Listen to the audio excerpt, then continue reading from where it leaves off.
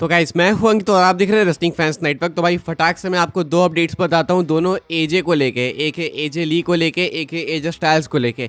एजे ली से अपनी बातों को हम लोग शुरू करेंगे, लेडीज फर्स्ट। तो भाई एजे ली ने अपने डब्ल्यूडब्ल्यू रिटर्न के बाद अपने फर्स्ट कमेंट शेयर किए। इन्होंने ट्वीट किया है, आप लोग देख सकते होगे। एजे ली लिखती हैं, you have had my back for a decade, this run is for you my wonderful weirdos. कहती हैं एजे ली कि तुमने मुझे एक डेकेड तक सपोर्ट किया, जब मैं यहाँ पे नहीं थी तब भी तुमने सपोर्ट किया, so this run is for you. ये जो रन है, जो कि पॉसिबल इनका फाइनल रन है, ये इनके फैंस के लिए जिनको ये बुलाती हैं वंडरफुल वियर्डोज। एंड इस ट्वीट पे 1 घंटे के अंदर, जब मैं ये वीडियो रिकॉर्ड कर रहा हूँ, 52,000 लाइक्स, 52,000 लाइक्स भाई, फ्रीकिन 52,000 likes in just under an hour भाई। क्रेजी भाई, क्रेजी नंबर। तो एजे ली अभी मंडे नाइट रॉ में भी होने वाली, जो कि कल सुबह 5:30 में आने वाला एपिसोड। सो लेट्स सी वहाँ पे क्या होता है। बाकी ये है भाई एजे ली का पहला रिएक्शन इनके डब्ल्यूडब्ल्यू कमबैक के बाद। बाकी अब हम दूसरे एजे की बात करते हैं, एजे स्टाइल्स की। AJ Styles possibly WW leave करना कंसिडर तो कर रहे हैं। कहा जा रहा है, जॉन एल्बा की रिपोर्ट है कि multiple sources indicated that prior to re signing with WW on his most recent extension, AJ Styles did indeed put feelers out about potential options outside of the company. Specifically, it was noted he was generating major interest on the convention circuit from promoters, and it was mentioned that the interest was mutual and at least exploratory.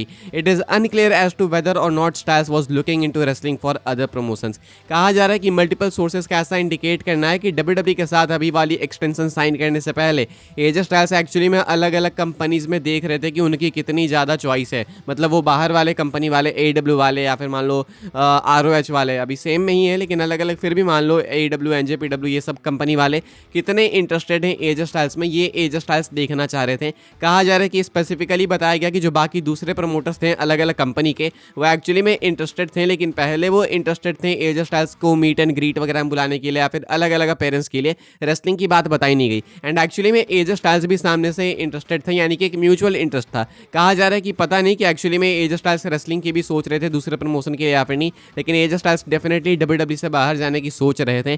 बाद में इन्होंने WW के साथ extension sign करा and अभी वो WW के साथ हैं। एजे स्टाइल्स ने बोला कि इनका आखिरी समर स्लैम होने वाला, जो कि हो गया इस साल का।